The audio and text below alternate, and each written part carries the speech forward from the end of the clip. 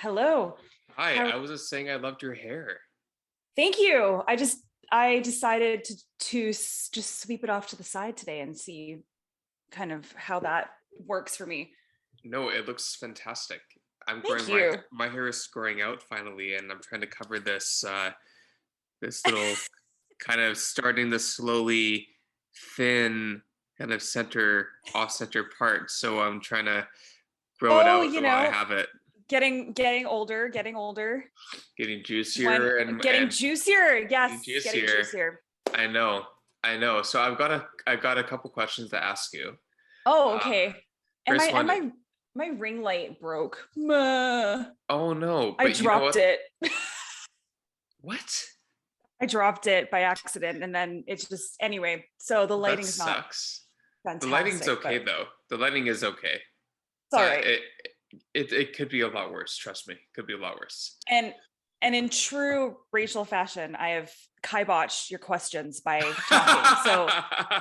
So what were you going to ask me? Well, it's kind of a multiple part question. First part of the Oh, question is, are you all right? oh, yeah, I'm okay. Okay, and then the Yeah, I'm second, better than I have been. So let's just knock on wood. And we haven't really discussed that in the podcast. We will at some point, not today, but yeah. And then, awesome. yeah. Second part of the question is, if you're all right, are you okay? Oh God, is this going to be, am I walking into some weird, like, I don't know, slogan or something? Maybe. I'm I'm okay. Yeah. Okay, good, because I wanted to know. What is that? It is a foreshadow to the guests that we're having today because this is our guests' catchphrase of how they greet their audience when they have their YouTube videos. Okay, it just shows you how much I did research GloZell. Do not believe me, I did, but I did not know that. I'm sorry, GloZell. Yeah, yeah. And so I'm still a newbie. I'm still a newbie. yeah, so our guest today is the very famous mama of YouTube. Um, Yeah. Famous for a few videos she's put out, but she's put out a lot of videos that have had millions and millions and millions of views. A couple being the cinnamon challenge, which back in the day, and I don't know if challenges are still a video trend now, but a lot of people would start to do these ridiculous challenges on the internet that would garner people to watch them try and successfully do them. Like They the ice usually, bucket one. That's the one I remember. The ice bucket challenge. yeah, This was like way before that though, wasn't it? it was way before that, Yeah. but it's the same idea, just ridiculous things that are relatable but not necessarily realistic, I guess, in some ways. And she's done many other things, of course. But if you were to look up about who GloZell is, and Hmm. people will say that she got famous for some of her YouTube videos, which includes the Cinnamon Challenge, dissecting Yeah. song lyrics of popular top 40 songs. And she's also a former stand up comedian as well. Yeah. So she's got a lot of Excuse me. incredible talents and gifts, including, I'm curious to ask you about this, interviewing Barack Obama as well. I saw that. Like, Mhm. holy freaking Toledo. Yeah. Yeah, and she's a voice actor as well for the Trolls show on Paramount Plus. I saw that Um, too. yeah, and Yeah. she's a wonderful inspiration for me. I first got introduced to GloZell when I was a teenager from my friend Larissa, and Larissa actually is the creator of our musical intro for our podcast and our outro. So Hmm. shout out to Larissa if you are listening to this. And yeah, and she showed me GloZell of her dissecting song lyrics from Kesha, the artist Kesha, her song Yeah. TikTok. And so after watching that, I started tuning into GloZell's videos more frequently. And what I love about this woman is that she is a powerhouse in terms of what she represents, what she stands for, as a um, very outspoken and articulate and authentic person of color, and living in the West Coast United States as well. So Absolutely. And I was also reading like she was an alumni of the Groundlings comedic troupe. oh yes, with And caffeine. that's Yeah, that's huge. huge. That's That huge. I that mean, is huge. Yeah. the Groundlings I mean, I know that like Stephen Colbert was a part of the ground. I mean, I'm just looking. Oh, even Brian Adams. What the Kathy heck? Griffin. Kathy Oh, Griffin was right. part of the Yeah. Groundlings as well. Yeah. So many. Yeah. Well, Farrell. Duh. Yeah. I just off the top of my head, I couldn't really think of them, but I'm just looking Hmm. them up. But yeah, Hmm. just amazing comedic troupe. It's kind of like, what would it be like in Canada? It'd be like our, no, it's not like SCTV. That's totally different. But it's like, was it an improv group? Maybe. I mean, I think, yeah, the Groundlings was improv. Yes, it's kind of yes, like yeah. I don't think it's the same caliber, and I shouldn't say caliber, but like maybe not as well known. But like the Vancouver Theatre Sports, or Oh, Vancouver Improv League in Granville Island, like Colin Mockery. There's a yeah, poster of Colin Mockery in there. Colin Mockery is a really well-known Canadian and American stand-up comedian now too, probably yeah. in the UK as well. So it's just really what I find fascinating is that, again, I've said this before on the show in previous episodes, like talking to people like Corey Wade and Carla Hall, Christina Wilson. These are people that I would never think I would have a chance to connect with, and people that I wouldn't think that either you or me would even have a chance to talk to. And No. not in an imposter syndrome way, but like, why would they be interested in chatting with us, even though you and me were the ones that reached out to them? It wasn't like they reached out to us, but you kind of think they must be so busy and have such a platform, and they do. And yet we're these two equally talented but less recognized people on another side of the planet, or I guess the continent, I guess, North America, No, wait, huh? We're on the other side of the planet. What are you talking about? We're on another planet. Yeah, We're on the juicy planet. right, exactly. My point is that it's very humbling, and I don't think I'll ever have this feeling of like entitlement or feeling of like I deserve, or that why shouldn't they be talking to us. It's like I always feel dumbfounded and completely, but not starstruck, but dumbfounded to feel like, wow, they see something that you and me are doing, and that we really just want to have genuine, sincere discussions with them and just get to know who they are. That's really And great. absolutely. And the people that do end up coming on that you're like, okay, wow, I can't believe they just said yes. Those are the people that I'm assuming feels like they did exactly what you said that you would want to do, is just to continue to be humble, and Hmm. and also are probably the people that can't believe they are where they are at, even though they've been there Right, for maybe a number of years. So right. they also, I think also people at a certain point in their careers, hopefully even when they get super big, is they remember what it was like to be so-called the small Hmm. guys, or the just starting out. And I think a lot of these people also, because they understand that, they like to support it too, Hmm. which is wonderful. So that's, I feel like, and if that didn't keep happening, then what would happen with the small fries like us? We wouldn't probably ever be able to grow unless we have the support of, I mean, okay, Hmm. maybe we would, but it's just, it's really important to have the support of people like that that maybe recognize what it was like to be in that position. And Hmm. GloZell has a amazing story, and we'll talk to her about her story and just kind of her beginnings and her struggles and her wins and Hmm. all that kind of stuff. We'll see how deep we get into that. But Yeah. yeah, she seems like a very, like, I said that word humble like a million times, so that's just kind of, Hmm. she appears to be. So Yeah. Yeah. I think it's really important to be able to connect with people that are from all walks of life and from different stories, and knowing that we all start somewhere. I mean, even if we're born into families or industries that might be given to us, that still doesn't mean that we're going to be successful in those spaces. It requires talent, it requires determination. In the end of the day, it comes down to yourself, even if you might have some head starts. It doesn't mean it comes to you just because you have those head starts. oh God, I think it rarely does that.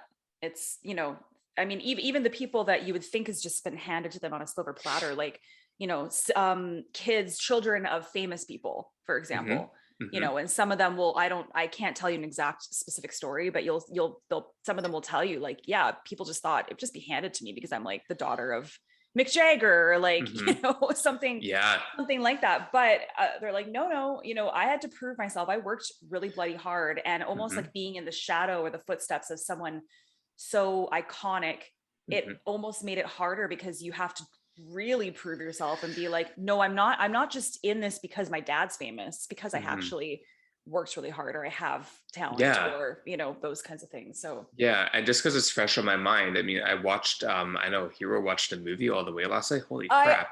But like, I yeah, watched King Richard last night with my mom, and another one. You watch Tick yeah, Tick Boom and King and Rich. Good yeah, for you. You're like, that's what I do. So that's a yeah, great movie, both of them. they're fantastic, and Yeah. so you even just look like the story of Serena and Venus Williams, right? And then the actual actor himself, like Will Smith. You look at his kids, Willow Smith and Jaden Smith, and they're both extremely talented artists and paving way for their generation. This Gen Z Mhm. community. And I haven't researched their stories, but you can tell like they are very talented. Like they worked hard for that. So Absolutely. There's GloZell's iPhone. Yes. hello, Hello. Oh, how are you? Good morning. good morning. How are It's you? very good. It's nice to see your beautiful face. Thank you. Nice to see y'all faces. You know what? I actually didn't mention this, GloZell, before you hopped on, but I was thinking to myself, gosh, I wish I still had my um blue lipstick I wore in high school. It was like blue. Okay, I don't know what this was, but the 90s, it was like blue lipstick and white eyeliner Yes, was yes. was the thing. It was the thing to do in the 90s in high school. And I wish I had that to celebrate this morning. Were you representing like Israel or Finland or something? Or No, not at all. But it is so nice to meet you. And Nice to meet you. thank you for joining us. And Hero did a lovely introduction. I always like to let our guests know we're already recording. So FYI. Oh, okay. And we still gonna go on for an hour, right? Yeah. No problem. Ish. If we run out of things to talk about, although I don't see how it's gonna happen. But I don't see that. Where are y'all? I'm in Vancouver, BC, Canada. Okay. A. Yep. Yeah. A. Umbrellas. Yes, you didn't know I could speak Canadian, but yes, that's Can all you I say know. Canadian? I love that. That was it. That was it. That's okay. All right. That's pretty. good. That's good. As long as you say A and sorry, then that's Sorry. great. Okay. Like have you heard that about Canadians? Like we're always so apologetic. I just heard a boat Canadian, so I know that. Yes. Yeah, we are all, and we're all about everything. Just get the boat on the water. We're ready to take sail. Yeah. Yes. Yeah. Love it. Yeah, so as Rachel was saying, I did give a bit of an introduction about you, just about how I learned about you and how I've been a huge fan of yours for all the years. And of course, we've done our own research about some of the things you've talked about and some of the people that you've chatted with. And so we really like to focus on, just candid, sincere conversations with our guests and really getting to know them behind their public image, just getting to know them as a human, and Yes. that's something that we really strive about, and then learning about all the things that brought you to where you are today. But we find sometimes in conversations, and it's not a bad thing, when people are of a certain profile or a certain industry, they might get asked a lot of the same questions that might be on the surface, which is important because it's relevant to what they're doing now.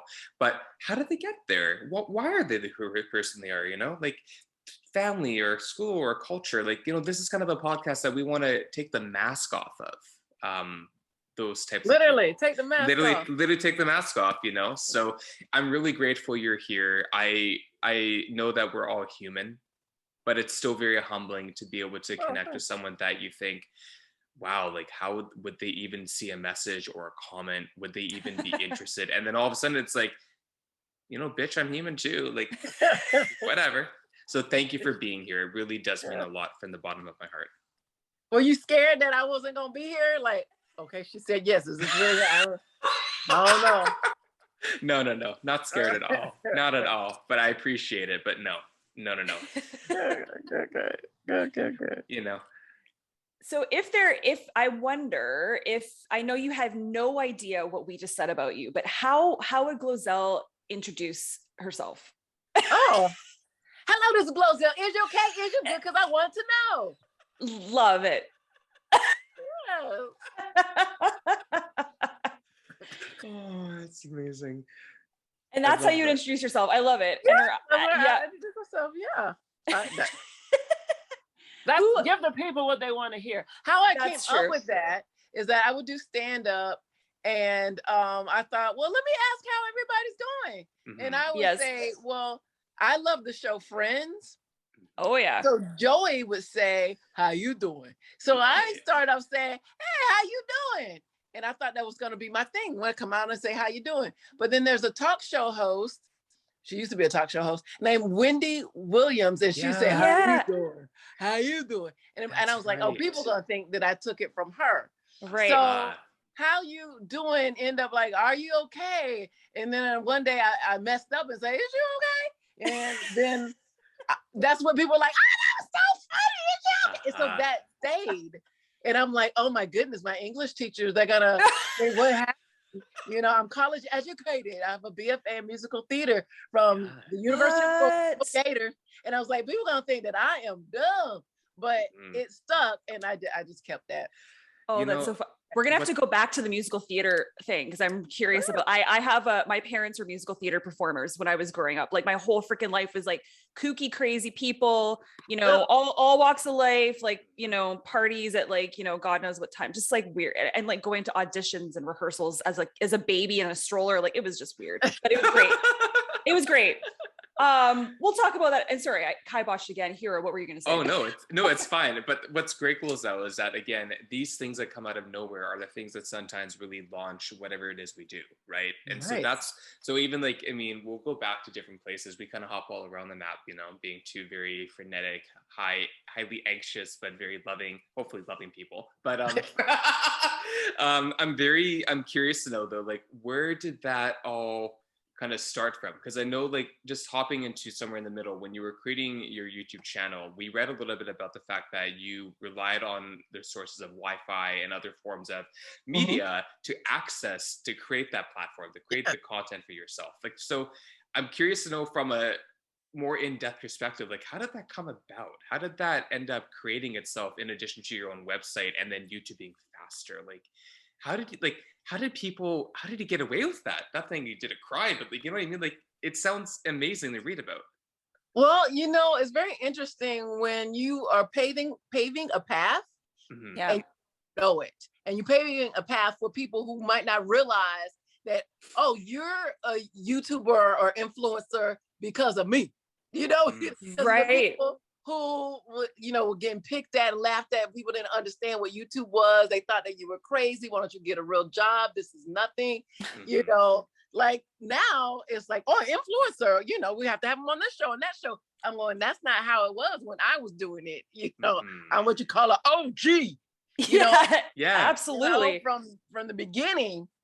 And I would do stand up, and I was like, you know what, this is really, really not my thing, because I wasn't happy with it, because you had to invite like 5-10 people, you know, to get 5-10 minutes of stage time, you know, so you're begging people to come. So you have somebody in the audience, and then I would get bumped all the time, like from a bigger comedian, Robin Williams, Jamie Foxx, Damon Wayans. I've been bumped by the greatest, and it's like, well, now you got to ask these people to come back, because you can only get on stage if you have a certain amount of people in the audience.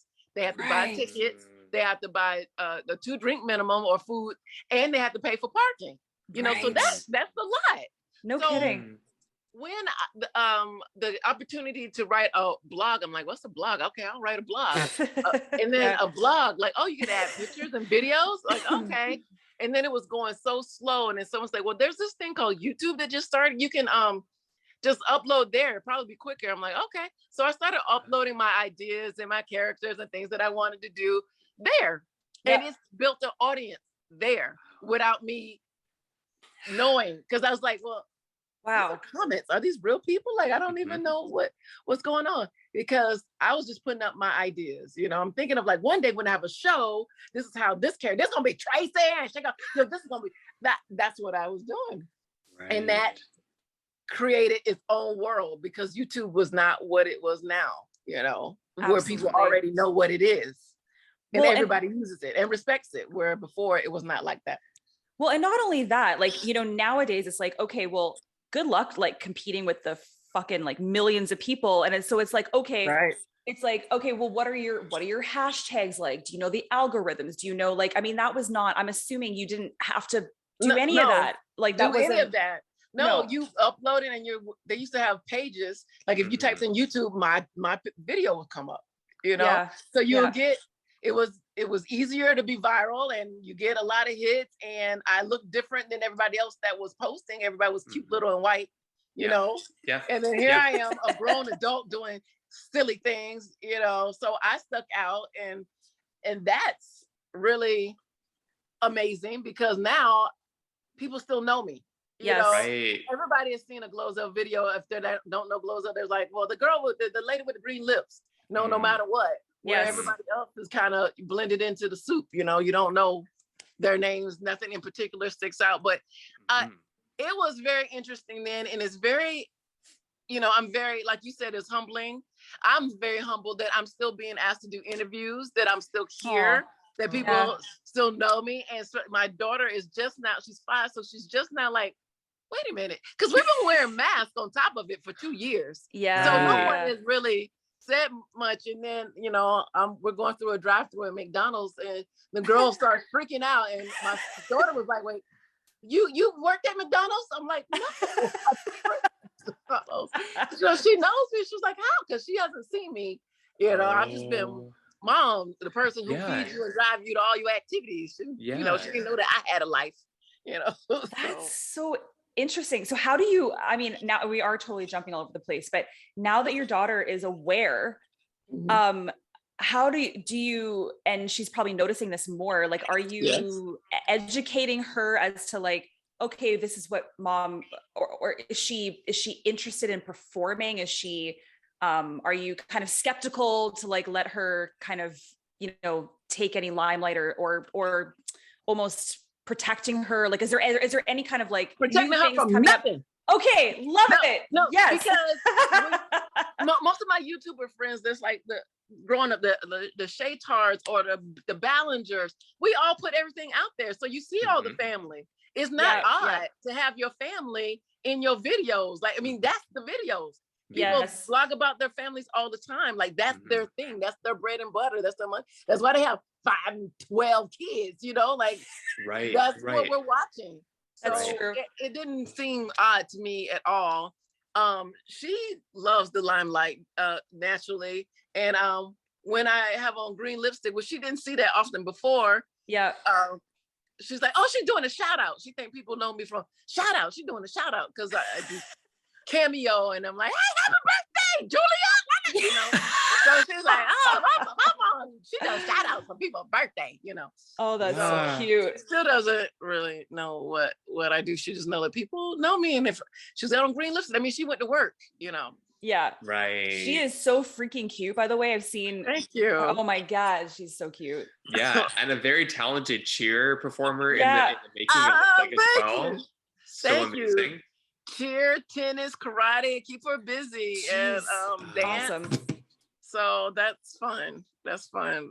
To a 5-year-old is very interesting because she thinks she's grown, and yeah, that's fine too. But the issue is that she be right all the time. Like, she's very mature, and where I'm very, you know, fantasy. Like, you know, she's very she deals in reality more. So like I was definitely more like, I'm gonna be a tooth fairy when I'm 5 years old. Like, you know, I'm gonna be a doctor. You know what?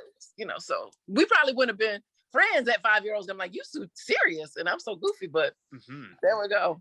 So sometimes, you know, she really thinks she's the one in charge, but she'd be right. So, and, you know, that's what's humbling though, is that, you know, no matter how many years someone might be around the planet, like the amount of wisdom or insights, and not in a negative way, but the ignorance that people can have also can be extremely intelligent, because the thoughts that are created are still being formed, and they're always being formed. But as a child, the amount of stimulus that we're picking up is nonstop. And as adults, unless especially if we continue, if we're adults, that we're still big kids. We're just, you know, been around longer. sometimes we shrink because we don't give ourselves the same exposure. We stay to right. we stay in our comfort zone. We play it safe. Yes. We play it safe. And there'll come a time, like that's why when you're a teenager, you might have some back and forth with your parents. And then eventually you become your parents, because then you're like, well, you know what? It's time for me to start partying. I need to, okay, I do need to save for a rainy day, because okay, all right. So you end up becoming them because you haven't kept that, you want to play it safe. Yes. Yeah. So what were, because you just mentioned the word teenager, what were you like as a teenager? Oh, what was I like? I was very like, wanted to have purple hair, blue hair.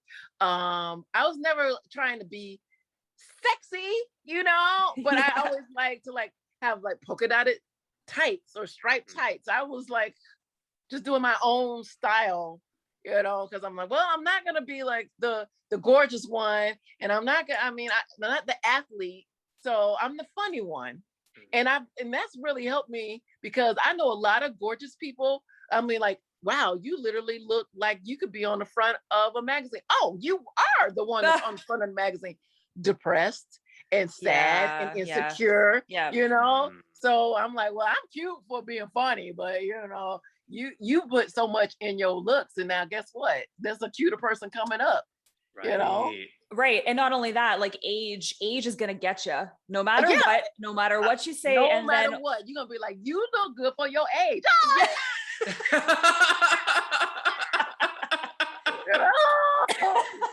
I see it all the time. I'm like, oh, okay, glad I'm funny. Yeah. And I was thinking about bow ties, because I turned 50 this year. I'm like, black don't crack, but it's starting to give. I'm like, I don't know.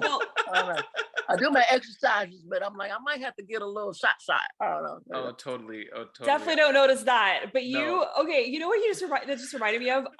I never really, this is so like kind of off tangent in a way, but I never watched the Golden Girls. And I recently, for some reason, have started to watch, and there's a bit in one of the first episodes, some of the first episodes, where, I don't know, Blanche or something, and she's like, well, don't ever look at a mirror like while it's on the table and hang over the mirror, because basically your face is just going to look like it's falling, like it's melting off of your body. And so that, what you just said, I don't know why, that just reminded me of that. Like, when you look at the mirror, you've always got to lie down and have the mirror above you, right? Exactly. Yeah. I thought you were going to say, because the Golden Girls, they were younger than I am now. That's why I thought you was going with that. But but it's true. That's true. They were in like their 40s, or they like, I'm older than what they were when they started. I know, and that is crazy how it's changed. Because when you think of a grandma, or whatever, you think of what they look like. Right. Exactly. I know, it's absolutely wild. I'm sorry that I don't know the answer to this question. You probably have been asked this a million times, but why the green lipstick? Where did that come from? Oh, okay. My name is GloZell Green. Yeah. Okay. And people ask me all the time, what's your real name? I'm like, GloZell Green. But what does your mama call you? She calls me GloZell. Yeah. GloZell Green. Like, okay. But what's your birth name? Oh my God. Green. Yeah. What's your government name? GloZell Green. I've only had the name GloZell Green. I'm like, so my father was named Ozell, my mother's name Gloria. They put it together and came up with Zell Glow. Oh, so thank God. Thank God my mom was like, because she was gonna put my dad's name first, she's like, GloZell flows better. Okay. I'm like, Zell Glow? Zell Glow? Thank goodness. So my name was supposed to be Zell Glow, but it's GloZell. Right. Yeah, and that's how I got my last name is Green. It's always been Green. One day I saw some green lipstick. I thought, oh, this would be great for a video. Mm-hmm. I don't even remember what video it was, because people are like, I hate that lipstick. What is that? You look terrible. Oh, man. Did you do the hook? Oh my goodness. She dating permanent song, blah, blah, blah. And I've never got so many comments. I was like, well, guess what? I shall keep it. Right? Yeah. And then one day I was like, okay, whatever. I don't have it on. And then I don't even know what video that was. It's like, where's the green lipstick? Give it. I'm like, what? So, oh, you fickle people. Jesus. Fickle people. I know. And it's really, really funny about the lipstick because I just went someplace and I didn't wear it. And when people are like, "Oh, GloZell," and want to take pictures, I feel bad that I don't have it on because I know they want that GloZell. So right, you're like, stuck. You're stuck with it now forever. Yeah, and I don't mind it. You know, I don't mind it at all. I love it. I don't want to let the people down. You know, because they're like, now they got a GloZell picture where she had blonde hair or no hair on. You know, I'm like, oh, you know, and, with different color lipstick. You know, I'm like, okay. Oh my god, that's But too funny. But here's the thing though that I want to take from that anecdote, because again, like we did look up like how your name originated, and I think it's quite beautiful to honor your parents, even though you didn't choose your name, your parents chose your name. But in a way, because my daughter is named Ozell. Correct, exactly, and I saw that too. So I love that. And Ozell is a great name, right? So you're just what you know. If Ozell has like a child, they might just call them Zell, like or L. You never know, right? I pray that she keeps that, you know, the Zell going, but I've made peace with it, you know, that it might, that you know. You never. But I do want to have more kids. You know, I'm like 50. Oh well, Ozell's a miracle anyway. So I did, you know, I did IVF to have her. I'm like, miracles can happen again. Oh, absolutely, especially in this day and age. Especially right. In this I'm day like, and we age. can go to the moon. You know, yeah. I can have another child biologically. You know, so absolutely. Well, yeah, but even seeing like even with all the Pfizer and Moderna research and stuff, the fact that they're discovering cures for cancer and for HIV, I mean, it's unbelievable. That's true. That's true. It's amazing. Exactly. Yeah. Exactly. So GloZell, I want to break down the tea here. So I'm curious to know about when you came out of your mother's beautiful body and you came into the world as a beautiful GloZell Green. What was that moment like? Obviously you can't remember. Hey, what kind of question is this? And then I came into the light. Yes, I totally remember that. My mom's like, no, you don't. But I've been saying that forever that I do. Came into the ring light. Came into the ring light, darling. Yes, I came into the ring light. So I'm curious to know, what was your first memory? And it doesn't have to be related to anything, but what was your first memory as a beautiful girl growing up? What was your first foray into childhood? Well, one thing that I remember definitely is my mom's a music teacher and she's also a hoarder. So we have like 12 upright, huge pianos. You know, so I was always surrounded by music. I just like, oh, she likes piano. I'm like, oh no, she got a problem. Okay. But so there was always music. And I have one piano here, you know, but and she had an organ, you know, like with a full bottom on it. Like we're like, can we get out the door? No, we got to climb over A, B, C, D, you know, F sharp to get out the door. So music definitely. And that has been great because like I said, I have a degree in musical theater from University of Florida, go Gators. And so music definitely has been a part of my life always. And usually the piano is usually in the front of the room. So it makes it easy because people don't believe I'm an introvert. I'm like, no. But when you have done videos for years, for the most part, there's nobody there. Mm-hmm. People think you're so outgoing because you're like doing all of this. I'm like, even now I'm talking to y'all, but I'm here by myself, you know? So people, I think you were talking about how people perceive you, you know, like you see me for 5-10 minutes and you think like, I'm going to come to the party. I'm going to shut it down. I'm going to tap dance on the table. We're going to, you know, I'm usually like, let me go, let me do my job. I'm ready to go home, you know? Yeah. Because first of all, they want you to keep it up all the time, you know. So I'm supposed to be like, you know, for hours and hours and hours and hours. You know, that's not the case all the time. That is a part of GloZell, but sometimes she just you know, like my ex-husband, he never thought I was funny, and maybe that's the problem. You know, I've been divorced now for 2 months. I'm like, okay, maybe I look back, I'm like, maybe I should have told a joke or two. Oh gosh. Yeah, but well, and we've had guests on the show before where they might be known for that. Like for example, Carla Hall was on the show. Not that well, actually it's probably been like a year now. But anyway, she was talking about because she also has this like larger than life personality, and she's like super, it seems seemingly like she's super outgoing, but you know, she also has days where she doesn't want to be on all the freaking time. Actually, most days, unless she's on camera, right? Right. So I guess my question is, have you, because with her, she was talking about being recognized before on the street, and some guy was like, can you like, why are you not like super upbeat? What's wrong with you? Like, what, you know, what, you're not Carla Hart. Like, what the hell is wrong with you? And she's like, dude, like, I'm just, you know, walking, this is me too. Like, I'm not, have you ever had anybody kind of upset or kind of call you out being like, do the thing? Like, why aren't you, you know?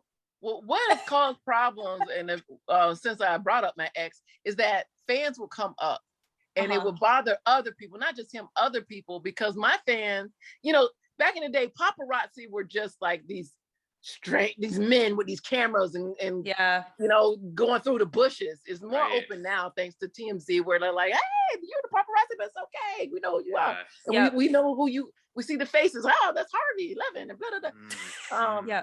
But my fans was anybody that had an iPhone, you know.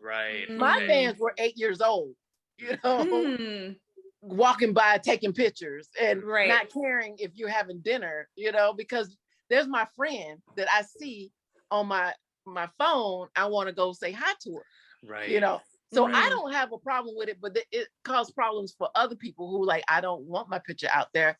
I have a friend that is a doctor, had another one that's a therapist, and it's like, oh, so you know, their clients are like, oh, you know, GloZell, you hanging out with her. She's you know, swimming in a pool of cinnamon, and you my doctor, you know, like it was, you know, then other people didn't want to hang out with because other folks are taking pictures. And you can't be like, hey, little kid, get away from me. Right. Yeah. Totally. That's fair. And so to add on to that though, in terms of, because you're in LA right now, correct? Yes.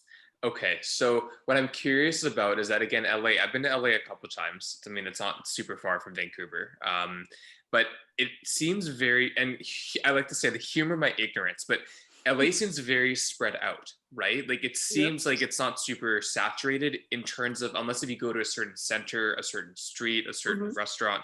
So in this current day and age, like right now, if you were to go out to an event, if you were to go out grocery shopping, if you were to go out onto the street, is that still happening a lot? Or are you making reference to more in the past when maybe, you know, the buzz of social media, the buzz of YouTube was more prominent and kind of like a standout? Or is that still happening now? It is still happening, because even with mask on, once I hand somebody my card, they're like, I thought that was you.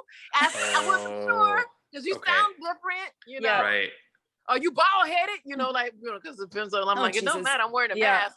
But so that still happens. And I'm now thankful. You go through waves. Now I'm like, oh, thank you. Y'all know me. That's great. You know, thank you.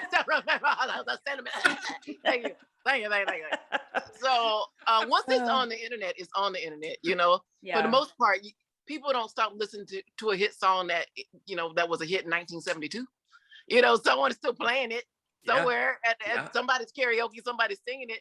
So a hit is still a hit. So people, it's out there, and people still know me. And there's TikTok. There's new ways of discovering, and there's new things that I'm putting out, and I'm pitching shows, and there's other things that I'm parlaying. But I'm very thankful for what I've done and doing. And the silly stuff is just like, it's not only that, you know, and that's great too. But I don't have a problem with that. Did I answer the question? I don't know. I think you did. No, it did. No, you totally did. You totally did.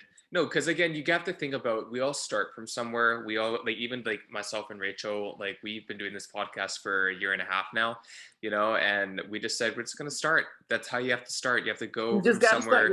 You just got to start, right? And so we were saying, you know, it's humbling to connect with people that can see the intention we have, that we really genuinely just want to connect with people. And I think there's almost not an imposter syndrome, no need for pity, but there's this feeling of like, wow, like these people actually are open to chatting with us. They're open to sharing their story in a vulnerable and sincere way.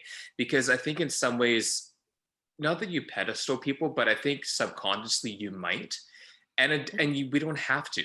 There's a sense of respect, of course, and admiration, but you don't have to put someone on that, because as you just said, I'm human. I go to the washroom like everyone else. I have a kid like everyone else, if they have a kid. I go to the grocery store. I drop my kid off of cheer practice. You know, I go to work and I record and I bring home something for my family, right? And so that's what I really admire about people like as yourself, is that you don't let that get to you. At the end of the day, you're who you are at the core, right? You can't let it stay. Like, things will get you, but you can't just stay in it. That's the difference between becoming depressed or suicidal, because anything could tip you off. You be like, you know what, this man getting on my nerves. My daughter and I, we got to move and blah blah blah. And you go to Starbucks and they spell your name wrong.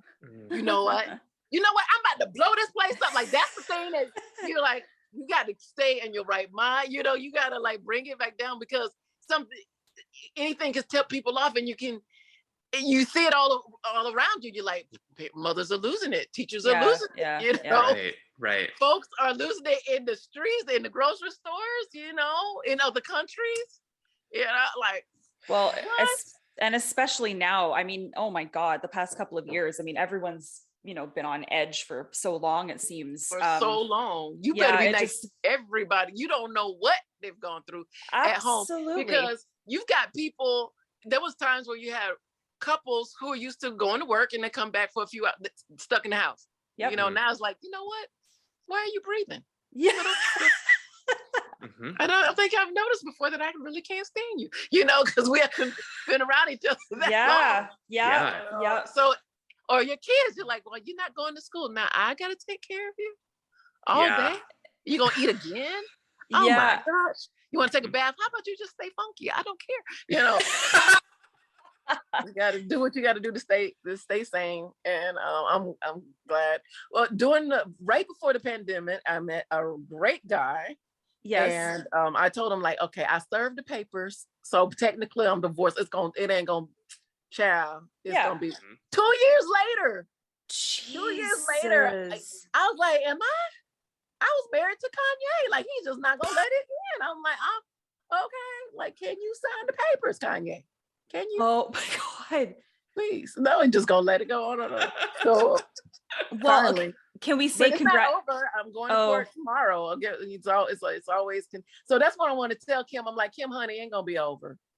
It's like, pick up the kids late. He gonna file for something, and you're gonna have to go to court over it all the time, But that's okay, because there've been a time when I'm mad and I'm angry and I'm scared, and now I'm like, I'm glad that I didn't snap during those times, because now it's like, okay, I'm so used to it. Yes.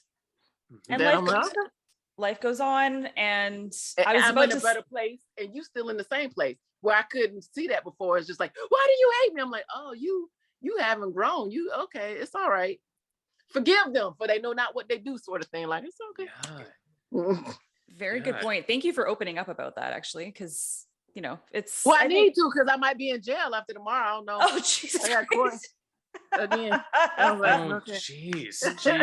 Well, especially at a time right now. I mean, the world is so on its edge, and our ability to adapt and to be almost willing to react in the moment with some anticipation, but at the same time, maybe there is no anticipation. Like, we don't know when the world is going to turn. We don't know when someone's going to flip. Like, there's some references or some metaphors that you have made. So we do appreciate you being open and vulnerable and just real. But this is my life. This is what's happening. Like, there's no need. Right. And other people, because as people are going through a lot of things, and I'm sure there was a lot of divorces that happened because you realize, you know what, I can't stay, or whatever's going on, that this could save somebody's life, just listen, like, you can get to the other side, and hey, the same court dates, and when the police come and they have to check everything and make sure I'm not abusing my child, going from that to, hey, come on in. And Ozell's like, oh, they're coming to visit us again. I'm like, yeah. And they're giving her stickers, it's like a different thing. I'm like, and you sending me fine cops. I'm like, these cops were good looking the last set. I'm like, you're just bringing me men? Thank you. Oh my God. Yeah. What I would do for 5 good looking men with guns in their pockets. I mean, I'm like, and I'm like, oh, it's all about attitude and turning things around. I'm like, I'm not miserable, I'm not filing all the time, and I don't even want to stay on it because I feel like I'm mentally in a different place, but just so happens I'm going back to court tomorrow. Well, and so sorry, I think, go ahead. I'm not sure if Rachel and I, sometimes we and Rachel are best friends, just to clarify that. So sometimes we're very much share the same brain. But what I'm curious about is that if you go back to like your earlier days, like childhood, teenagehood, like there are certain qualities and traits that you've spoken about, like resilience, adaptation, humility. How did those come to be a part of your psyche? Do you find that those are part of how you were raised and how your parents also educated yourself, or did you find that it's that maybe and a potential of the people you surrounded yourself with and the people you met in elementary and high school and university? Well, okay, so how my personality, I guess, fine-tuned or was supported is like I went to a small school. I went to Trinity Lutheran from kindergarten to 8th grade. Everybody knew everybody. Everybody knew their parents. You know, it was small. And then I continued to Lutheran school from 9th to 12th grade. So it was great. And like I said, everybody knew everybody. And now we're all Facebook friends. And the school is small, my high school, that it doesn't even exist anymore. We were a class of 14. Whoa, yeah. So now all we really have is our Facebook, you know, and everybody's like, you want to do a class reunion? Okay, click like. That's it. You know, yeah, right. So just seeing how other families are, you know, I was the only Black girl in my class. And that really helped me a lot, I believe, because my comedy is not focused for one group, you know. Yes. And a good example of this, well, two. One, I decided to have a meet and greet. So I had this meet and greet and at this yogurt shop, and there was this line of people, all these white people lined up. And I was like, oh, somebody is having something else here? How can somebody else have something else here?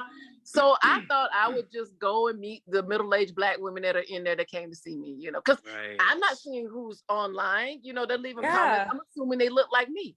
Yes. You know, so I go in and then I'm walking towards it. And this cute little blonde white boy. He had to be about 7, 8 years old, and he's like, GloZell. I'm like, oh, you know who I am? He's like, yeah. I'm like, well, I'm gonna go to this yoga shop right here. He's like, I'm here to see you. I'm like, you're here to see me? You know? And I go in and they're like, we're all here to see you. You're here to see me? Wow. And I was like, what? So I feel like my comedy and my upbringing, you know, came through because I'm making my friends laugh all the time. And it wasn't like, it was diverse enough, I guess, because of my upbringing that my comedy relates to people, all kinds of people. Yes. And the second one was when I was invited to interview President Barack Obama. Okay, none of my stuff is political, so this whole thing made no sense. Yeah, you just don't tell the president no. I'm like, well, I'm gonna talk. What I'm gonna talk to him about? I don't know. Anyway, crazy. I'm like, I don't want to talk to the Black man that I'm living with. So here we go. I'm now coming to your house to talk to you. All right, so that's what we're gonna do. All right.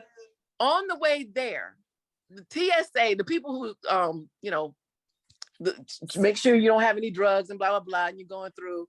You know, okay, I go through fine.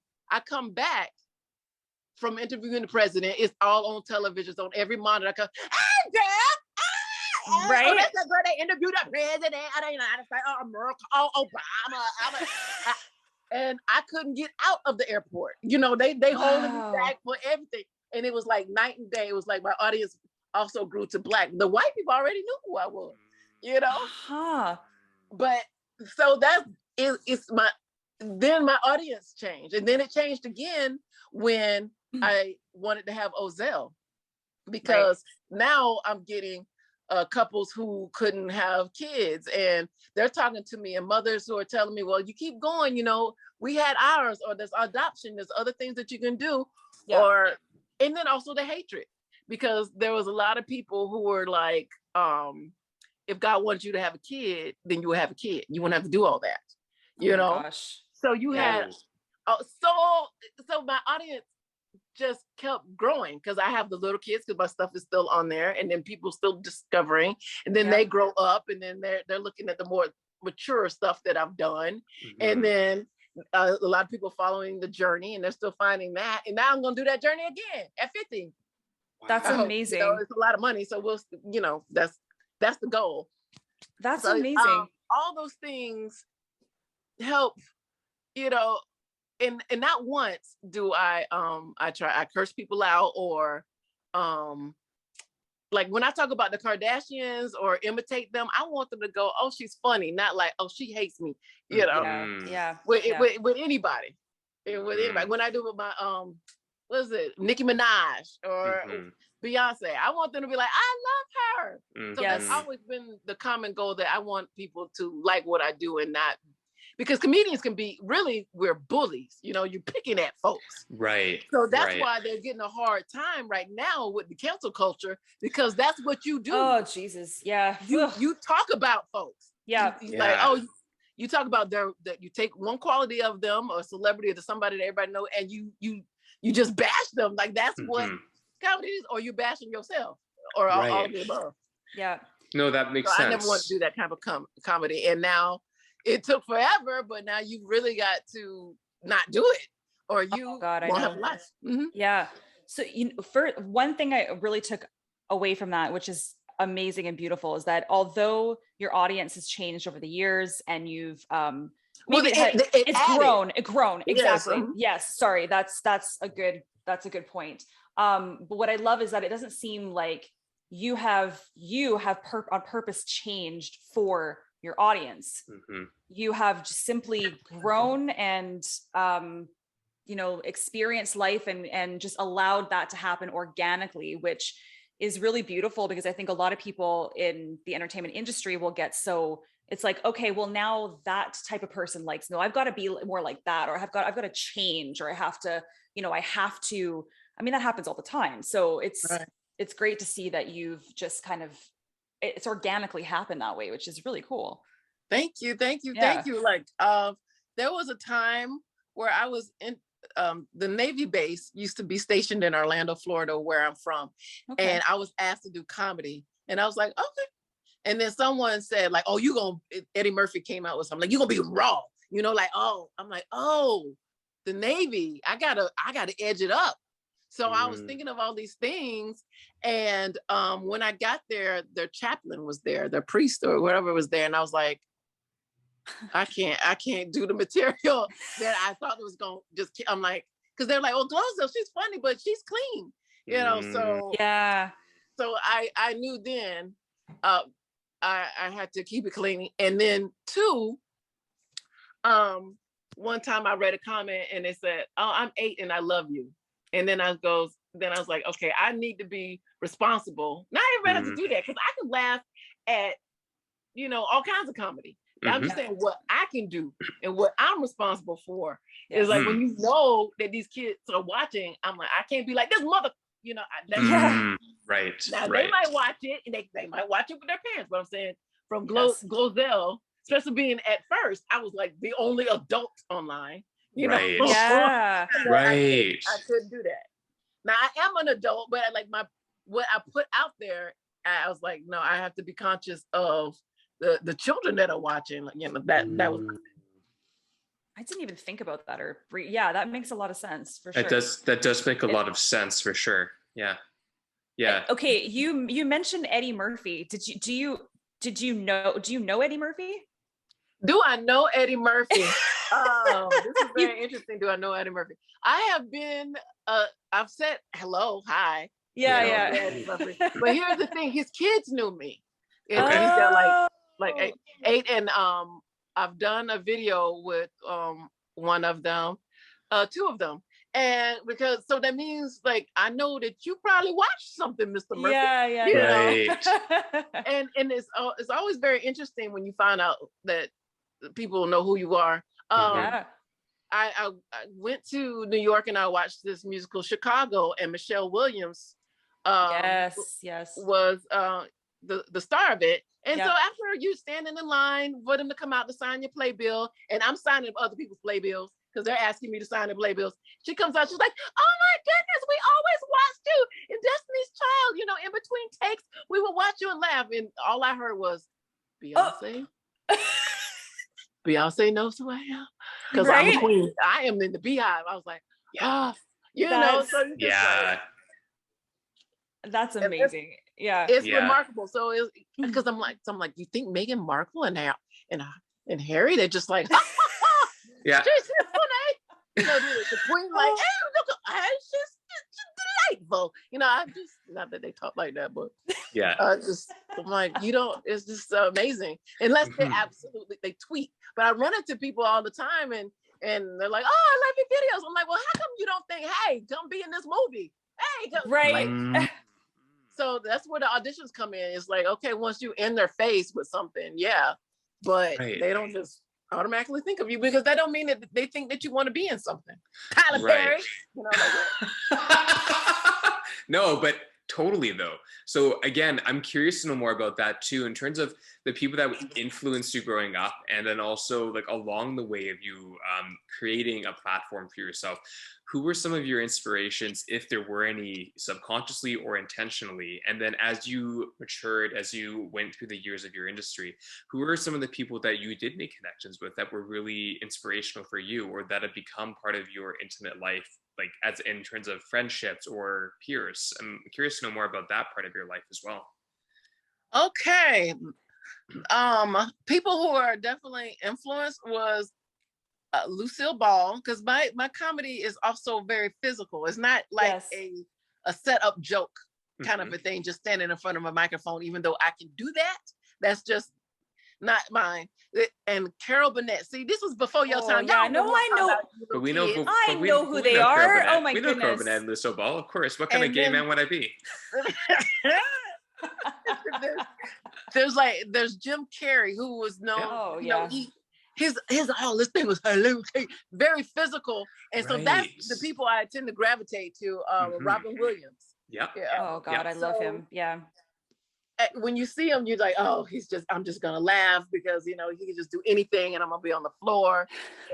So those physical type of people, that's definitely where I took my humor from. Like when you see my videos, a lot of them play in different countries because people understand what's going on, because it's physical. Yes. So that way I'm in Egypt and someone's like, cinnamon, you know. I'm like, okay. Right. Okay. So they're like, do they understand English? No, they just the physical comedy. Yes. Yeah. Exactly. So now, my comedy also, I always wanted to do sitcoms. I always wanted to be on television. I used to watch television. There was no, believe it or not, no computers in homes, you know? Yeah. You were like, what? Yeah. I grew up on a typewriter. That's why it's also amazing that that I'm in this industry, and that people know who I am that's not how I was brought up. There's plenty of YouTube stars that always knew there was YouTube, you know? That's true. Yeah. But that's not where I was from. And so I'm putting things out there. Comedy, let's see. So comedy was definitely I would watch television shows, and they were all family shows. You had Happy Days or Andy Griffin. I don't know if those shows, I'm assuming those shows played where you are. Yeah. And, absolutely. Beverly Hillbillies. Yeah. Where everything was funny, but it's not just stand up. It wasn't stand up. You know, you're like, oh my goodness, Ellie Mae, she done got in the cement pond. Well, cement pond means the pool. They were thinking, like. So I always grew up like funny don't have to be ha ha, but just seeing something, a scenario is funny, and that's where my comedy tends to come from. I'm tall, I'm big, I can be loud, and I enjoy doing comedy like that. Now then, did it change a little bit? No, I can get down with a Eddie Murphy and other folks that do comedy. However, I didn't love it. I didn't love being up there by myself. I always wanted to be with other folks, so an ensemble would be great. It's just that I felt like I was more dedicated than everybody. I'm like, okay, we need to do this. We need to come on. When money is not the motivation, it's hard to get other people on board. Totally. Like you got to see the vision already. Like we have to keep showing up to the comedy clubs. I had to show up to the comedy clubs because there was no YouTube. But when it came up, I took that vehicle because, hey, some people just like, I'll just wait, and Steven Spielberg is just gonna walk in my room and discover me, I guess. That's smart. Now you said ensemble.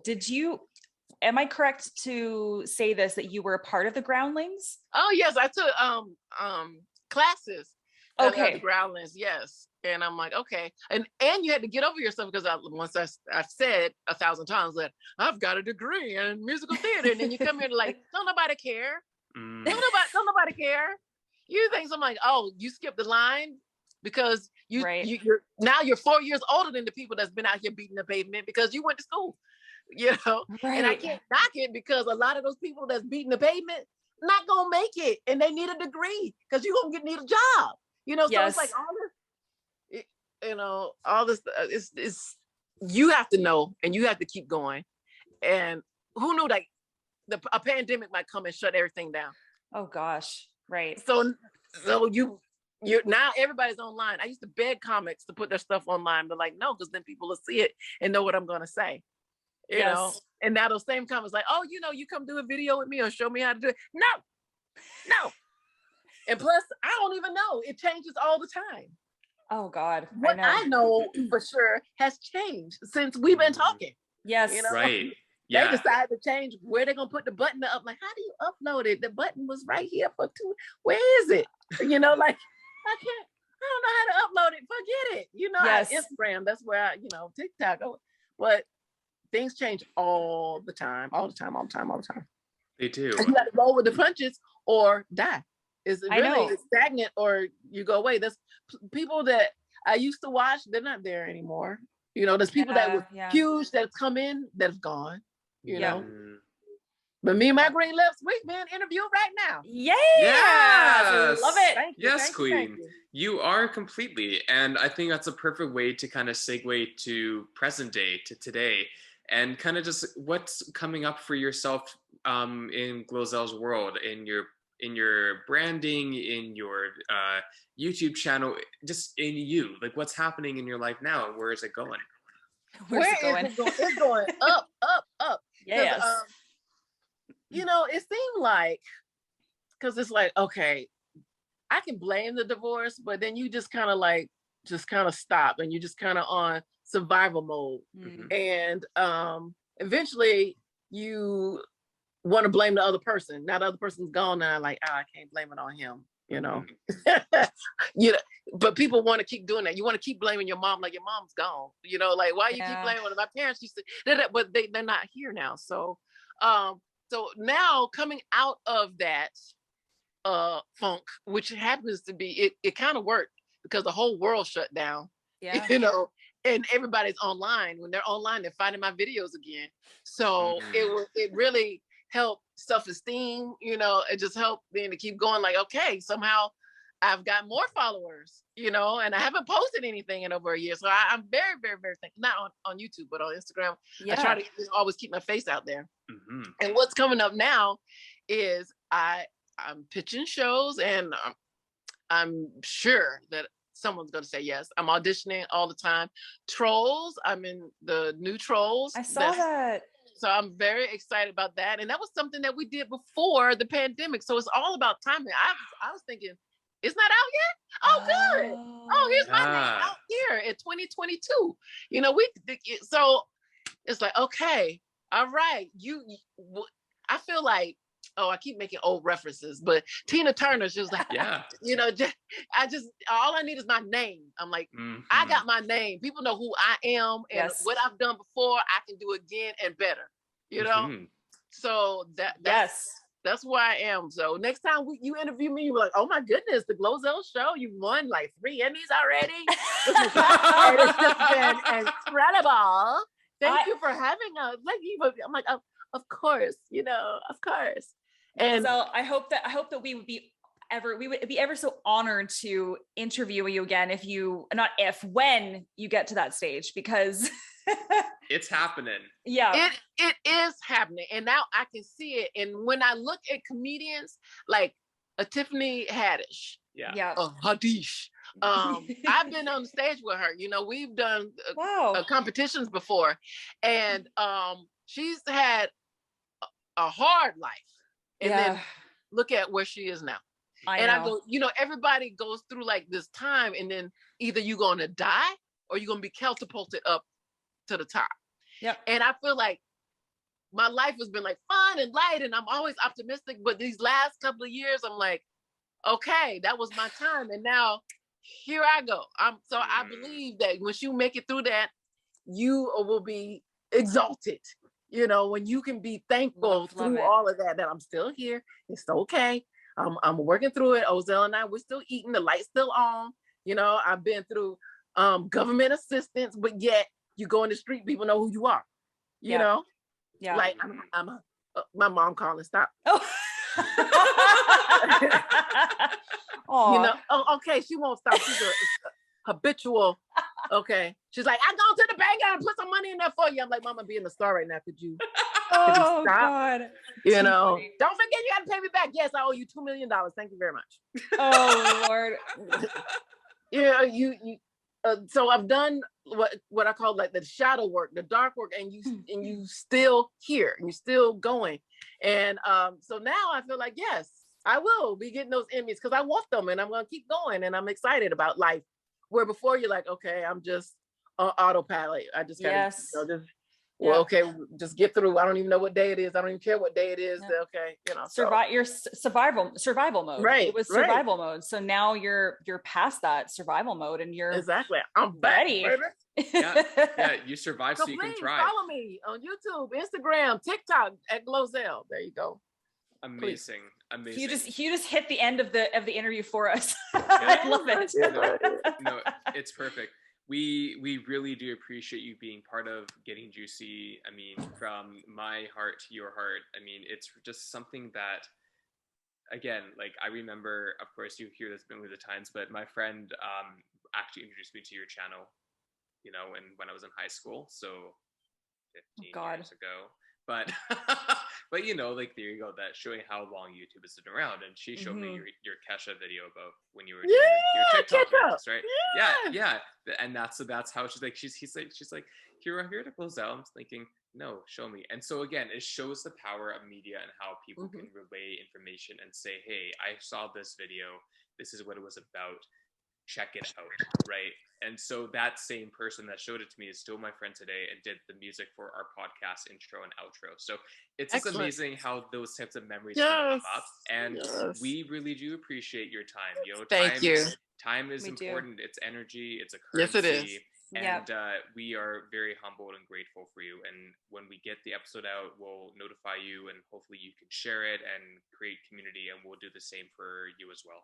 All right. Thank you. Thank Yeah. you so much. Nice meeting you. You too. Well, have a great day. Stay well. Thank you. Okay, Bye. bye. Oh, I didn't cut it off. Oh.